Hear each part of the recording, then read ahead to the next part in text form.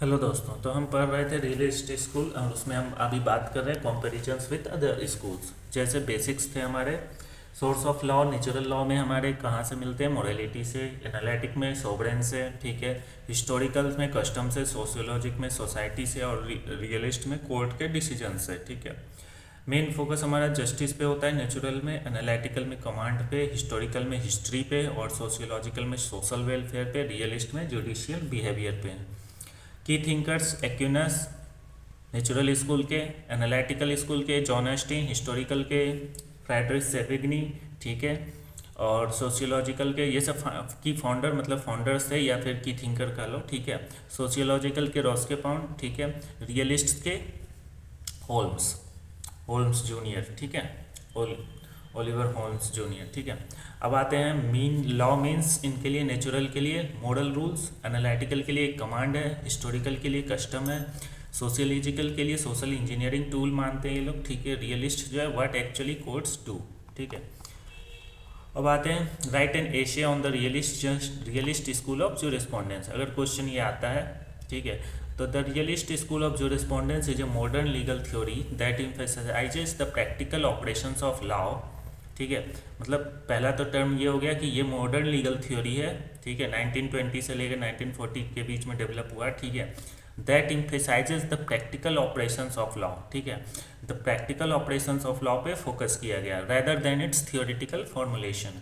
It argues that the real law is what court actually decide in practice. Real law वही है जो court जो है जो रियल टाइम में प्रैक्टिस कर रहा है, मतलब डिसाइड कर रहा है, ठीक है। Therefore, judicial decisions and judicial behaviors occupy the central place in understanding the law। तो उनके हिसाब से जुडिशियल बिहेवियर और जुडिशियल डिसीजंस ये जो है सेंटर प्लेस में बैठा हुआ है, अगर लॉ को आप समझना चाह रहे हो तो, ठीक है। रूल्स वूल साइड में है, ठीक है, सेंटर में कौन है, judicial decision and judicial behaviour. जैसे एग्जाम्पल्स में सॉरी मेन प्रिंसिपल्स में हम क्या देंगे, law in action is more important than the law in the books, ठीक है। जज play an important role in shaping law. Court decisions constitute the real law, ठीक है। Legal rules should be studied in their practical applications, ठीक है। Law changes according to the social needs and factual situations, ठीक है। Judicial behaviour experience practical consequences influence decisions.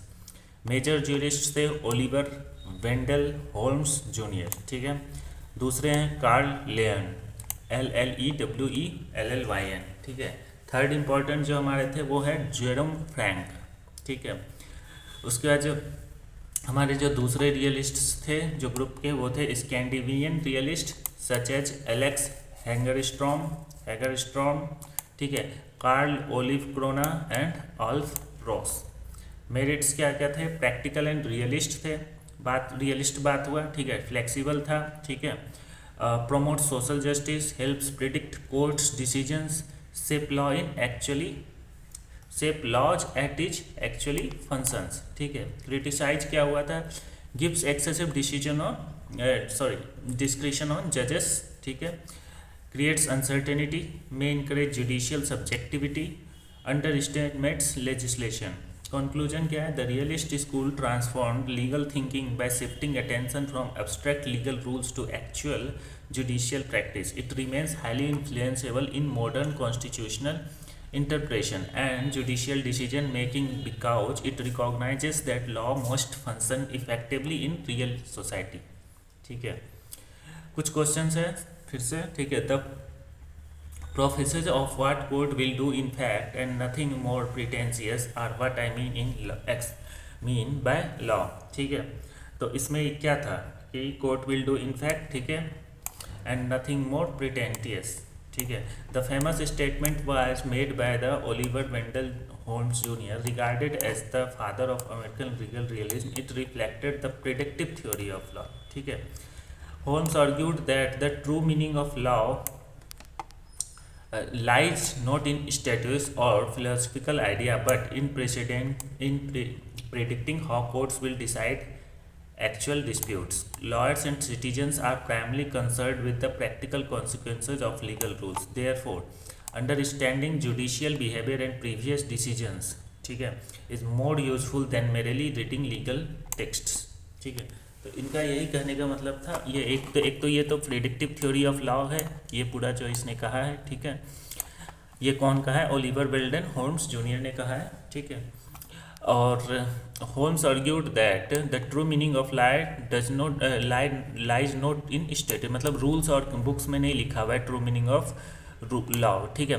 ये उस पर depend करता है कि जो कोर्ट जो पहले जो केसेस में डिसाइड लिया, और दूसरा कि जुडिशियल का जो बिहेवियर होगा अभी प्रेजेंट में, ठीक है। और उन सब चीज़ों पे ये डिपेंड करेगा प्रिडिक्शंस हमारा। तो एक जो लॉयर होगा, वो जो सिटीजन्स होगा, वो पीछे का केस समझ के, सिमिलर केसेस को देख के वो प्रिडिक्ट कर सकता है कि हमारे केस में क्या आउटपुट हो सकता है, ठीक है। तो वही है, the word prophesise means prediction based on the precedents, ठीक है, facts and judicial practice. Nothing more pretentious indicates that the law should be viewed as a practical institution rather than the abstract philosophical concepts। तो इसमें दो word जो main है वो है प्रोफेसाइजेस, ठीक है, जिसको मतलब है कि जो है जो प्रिडिक्शंस है वो based on the precedents, facts and judicial practice, ठीक है। मतलब जो प्रिडिक्शन हम करेंगे वो किसके बिहाफ पे करेंगे? जो फैक्ट्स है, जुडिशियल प्रैक्टिस है, और जो प्रेसिडेंट्स हैं, पीछे का केसेस हैं, ठीक, उसको देख के। नथिंग मोर प्रिटेंटियस मतलब indicates that the law should be viewed as a practical institution, ठीक है, rather than an abstract philosophical concept. Example, a lawyer advising a client about a property dispute studies previous judgments and predicts that court is likely to rule in the client's favor. This practical prediction represents laws in Holmes' sense, ठीक है। Significance है, introduced the predictive theory of law, shifted legal study towards the judicial behavior, became the foundation of American legal realism, influenced modern legal education and legal practice. Conclusion क्या है? Holmes' statement emphasizes that the law is best understood through the actual conduct of courts, ठीक है। Law को हम तब अच्छे तरह से समझ सकेंगे जब हम जो कोर्ट का कंडक्ट्स को समझ पाएंगे, ठीक है।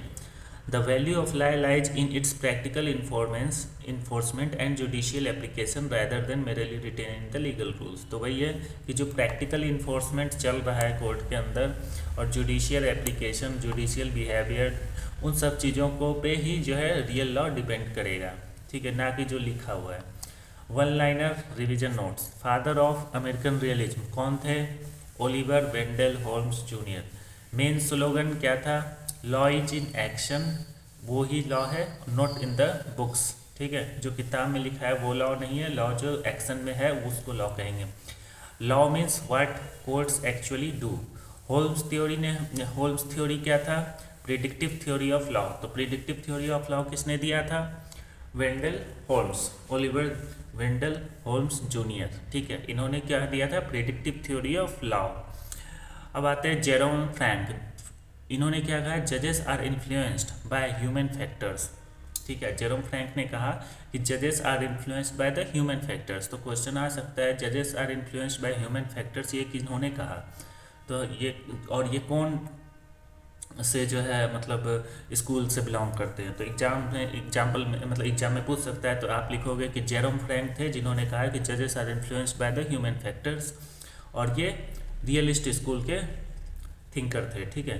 कार्ल लेलन ने कहा कि law should solve practical social problems, ठीक है। Law should solve practical social problems, ठीक है। जो सोशल प्रॉब्लम्स हैं उनको सॉल्व करने को ही लॉ कहेंगे, ठीक है। अमेरिकन रियलिज्म जुडिशियल बिहेवियर पर फोकस किया, ठीक है। स्कैंडिनेवियन रियलिज्म क्या क्या है कि scientific and observable approach to law. इनका जो अप्रोच था वो साइंटिफिक था, ऑब्जर्वेबल अप्रोच था फैक्ट के ऊपर, ठीक है। अब आते हैं greatest contribution, shifted jurisprudence from theory to practical judicial decision making, ठीक है। ये हमारा वन लाइनर था, ठीक है।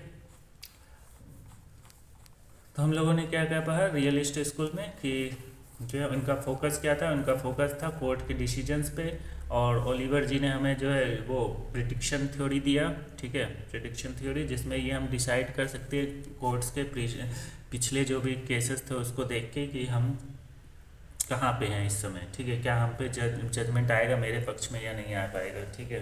क्या हो सकता है आउटपुट, ठीक है। तो एक्चुअल में यही लॉ है इनके हिसाब से, ठीक है। लॉ ये नहीं है कि जो रूल किताब में लिखा हुआ है, ठीक है। इंडिया में इसका इम्पैक्ट देखने को मिलता है, जैसे आर्टिकल 21 में जो है जजेस ने अपने डिसीजंस के में जो है इंक्लूड किया डिसीजन से कि right to privacy, right to clean environment, ये सारी चीज़ें, ठीक है।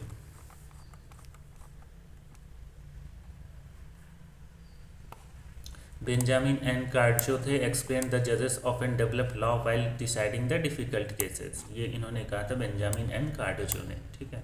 प्रेडिक्टिव थ्योरी ऑफ लॉ इन्होंने कहा ओलिवर वेंडल होम्स जूनियर, ठीक है।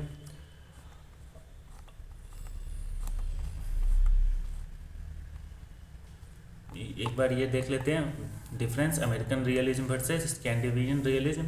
इन्होंने फोकस ऑन जजेस पे किया, इन्होंने फोकस ऑफ लीगल कॉन्सेप्ट्स पे किया, इनका जुडिशियल बिहेवियर पे फोकस था, इनका साइंटिफिक एनालिसिस पे फोकस था, इनका कोर्ट प्रिडिक्शन पे बात था, इनका ऑब्जर्वेबल फैक्ट्स पे बात था, ठीक है। इनके जो थिंकर्स थे वो थे होल्म्स, फ्रैंक, लेलिन, और इनके हैगरस्ट्रॉम, ओलिवर क्रोना एंड रॉस, ठीक है। तो इस वीडियो में इतना ही, मिलते हैं नेक्स्ट वीडियो में। अगर वीडियो सही लगे तो लाइक कर ले, चैनल सब्सक्राइब कर ले, मिलते हैं नेक्स्ट वीडियो में। Thanks for watching.